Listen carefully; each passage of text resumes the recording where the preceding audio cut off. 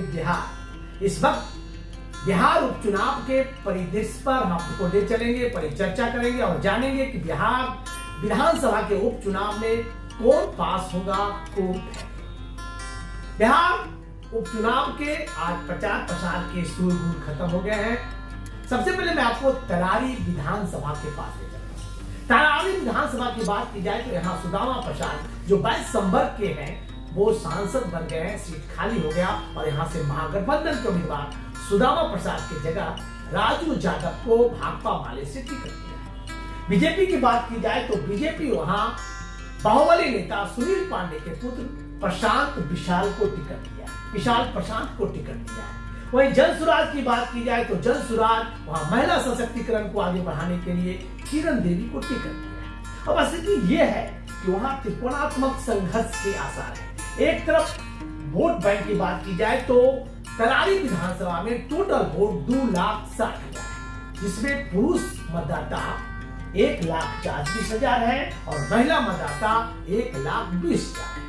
अब देखना यह है कि जातीय समीकरण की बात की जाए तो जातीय समीकरण में कौन कितना आगे है। तरारी में भूमियार, ब्राह्मण और राजपूत संबल की बात की जाए तो बहुसंख्यक समुदाय में से आते हैं। अति पिछड़ा भी बहुसंख्यक है, जबकि जादव और अन्य संवर्ग जो है वो मिक्सअप है। तो कुल मिलाकर इन तमाम चर्चा को लेकर आपके पास हम लेकर आते हैं और इस चर्चा में शामिल है हमारे साथ ऑन न्यूज के editor in chief Madan Gupta. मैं इनसे जानना चाहूंगा कि तरारी विधानसभा क्षेत्र में होने वाले उपचुनाव में तेजस्वी यादव, नीतीश कुमार और जन सुराज में कौन पास होंगे, कौन फेल होंगे। इन तमाम बातों पर विस्तार से चर्चा करने के लिए आ रहे हैं मदन गुप्ता। क्या कहना चाहेंगे सर?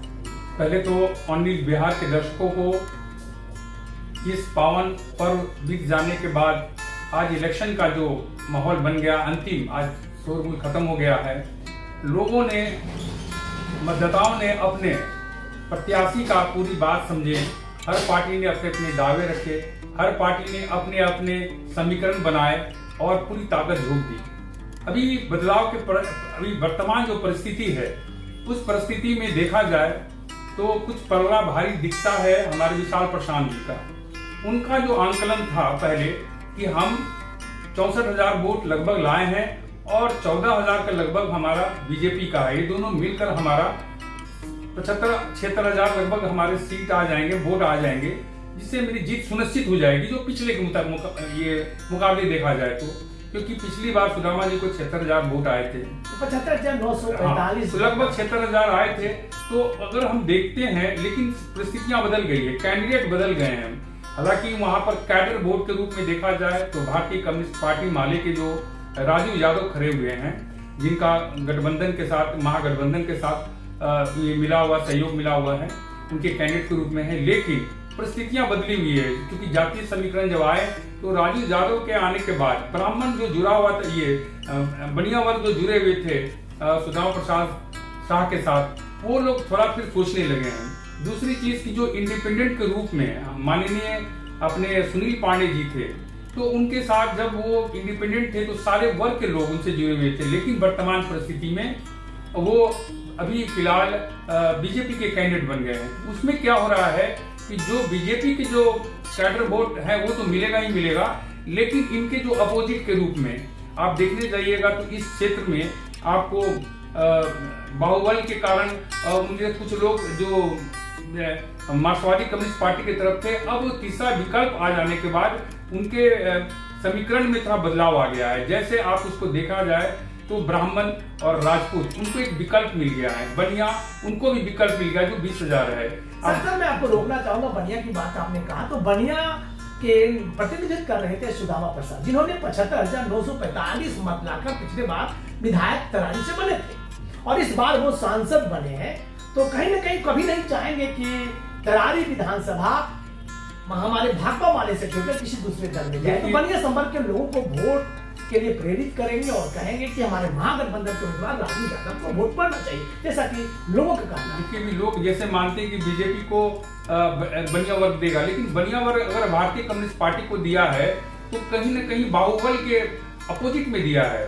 तो वो यहाँ पर वो बिखरता नजर आएगा। अब वहाँ पर एक तीसरी विकल्प आ गई है, तो बढ़िया लोग अंडर करंट के रूप में देख रहे हैं और जाने के मन बना रहे हैं, क्योंकि वो चाहे वो कम्युनिस्ट पार्टी हो, चाहे वो आप बाहुबली हो, ये दोनों दो रूप में है। एक जातीय बाहुबली के रूप में आ रहे हैं, एक कैडर दूसरे के रूप में आ रहे हैं, और एक बाहुबली के रूप में आए। ये दोनों को जो नया जो अभी जो यूथ है वो नहीं चाहेगा। वो अभी यूथ देख रहा है कि नहीं, इसका तीसरा विकल्प, हमको रोजगार की बात कर रहे हैं, तो जन स्वराज की तरफ झुकाव होगा। अगर आप देखने जाइए तो बनिया वर्ग में 20-25 हजार है। पासवान जो पहले दिया करता था उल्लास पांडे को, वो भी अपना मन बना रहे हैं, जिनकी संख्या 25 से 30 हजार है। वो लोग भी चाह रहे हैं कि वो हम लोग डालेंगे इसके जन स्वराज में। इस बात को माननीय सुनील पांडे जी समझ गए, तब उन्होंने मुख्यमंत्री को बोलकर और बुलाया गया, चिराग पासवान को लगाया गया। तब जाकर कुछ ये कल परसों की जो घटनाएं हैं, और जो वहां के सूत्र बताते हैं कि कुछ यहाँ पर डैमेज कंट्रोल किया गया है, नहीं तो पासवान एकदम एक तरफा जनसुराज की तरफ जा रहे थे। यहाँ प्रशांत किशोर की बात की जाए तो प्रशांत किशोर ने महिला कैंडिडेट को खरीद लिया है, बिल्कुल शिक्षित और सुयोग्य महिला है। जैसा कि लोगों का कहना है कि किरण देवी महिलाओं में काफी पॉपुलर महिला है, और पॉपुलर रहने के कारण महिला सशक्तिकरण पर जोर दे रही है। और सबसे बड़ा बात है, वो जाति फैक्टर से ऊपर उठ की बात कर रहे हैं। उनका सीधा तौर पर कहना है कि जाति पाति से ऊपर उठकर, धर्म संप्रदाय से ऊपर उठकर हमें वोट दीजिए, और वोट देने के बाद आपके हक और हुकूक के लिए, रोजगार के लिए, अपने बच्चों के चेहरा देखने के लिए मैं आप हमें मदद कीजिए। जैसा कि आज प्रचार का अंतिम दिन था, प्रशांत किशोर ने भी अपनी पूरी ताकत झोंक दी है। नीतीश कुमार, महागठबंधन और तमाम दलों के लोगों ने अपने अपने वादे से लोगों को लोक लुभावन वादे किए हैं। अब देखना ये है कि 13 नवंबर को जो मतदान हो रहा है उसमें जनता निर्णय क्या करेगी। देखिए, पहले जन स्वराज की जब बात करते हैं तो उनका कैलकुलेशन क्या चल रहा होगा, तो कुछ न कुछ जातीय समीकरण रहती है। तो वहां पर देख रहे हैं कि ब्राह्मण 30 हजार है, राजपूत 25 हजार है, पासवान तकरीबन 25 से 30 हजार पासवान भी हैं, पिछड़ी जाति जो 50 हजार के लगभग में है, और बनिया वर्ग 25 हजार है। तो ये मिलाकर लगभग 1,60,000 का उनका कैलकुलेशन है। और सबसे बड़ी बात है कि इसके पहले तरारी और जो पीरो दोनों के रूप में रहा है, वहाँ 2-2 बार महिला प्रत्याशी जीती है। तो उन्होंने कहीं इस तरह का भी साधने का प्रयास किया है। लोग बाहुबली से थोड़ा भली, अभी आप देखते होंगे कि चैनल पे आके बोलते हैं कि मेरा वोट विशाल प्रशांत को जाएगा, लेकिन वो चूंकि कैमरे की बात है तो कैमरे पर कोई बोलता नहीं है। लेकिन अंडर करंट चल रहा है, जिस तरह से वहाँ के सूत्र बता रहे हैं, जो हम लोग की टीम ग्राउंड रिपोर्ट भेजी है, उस टीम बता रही है कि प्रशांत किशोर 1,60,000 के कैलकुलेशन पे चल रहे हैं। दूसरी तरफ देखते हैं राजू यादव का जो आप जो यादव है लगभग 30 हजार के लगभग में है, लेकिन वो उनका ही कैडर और कुछ कैडर उनका अपना जो बनिया वर्ग है, कोई अन्य वर्ग है, पिछड़ी जाति को, उन्होंने भी लगभग 1,20,000 का लगभग कैलकुलेशन पे चल रहे हैं।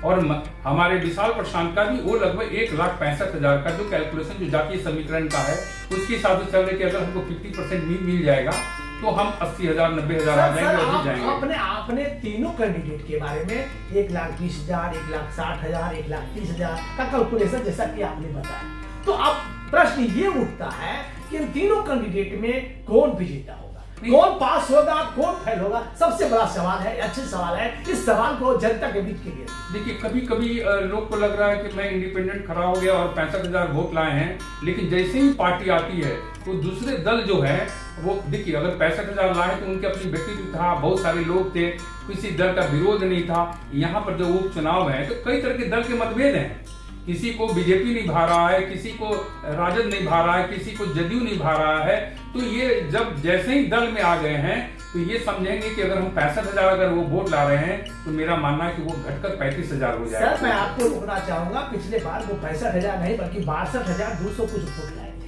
और 62,200 वोट सुनील पांडे लाए थे। अगर कैलकुलेशन की जाए तो उसके आधार पर कुछ वोट का प्रतिशत बढ़ सकता है, लेकिन जन स्वराज के आने के बाद उनका जो वोट का प्रतिशत है वो जन स्वराज में कन्वर्ट होने का दिशा, जैसा कि वहां के सूत्रों के अनुसार कहा जा रहा है कि जन स्वराज के किरण देवी सुनील पांडे के वोट काट रहे हैं।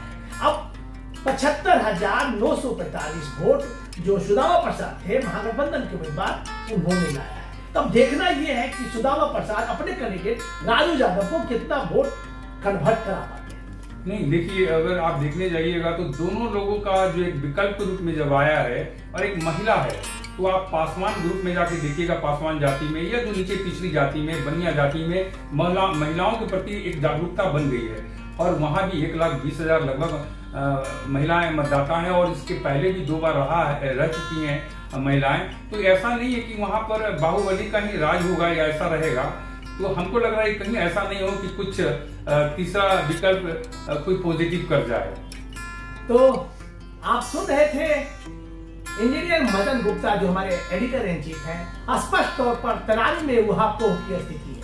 अब देखना यह है कि 13 नवंबर को होने वाला मतदान में जनता क्या रूप अपनाती है। अब ऊंट किस करवट बैठता है, ये तो आने वाला दिन बताएगा। अब चलते हैं आपको अगले पड़ाव।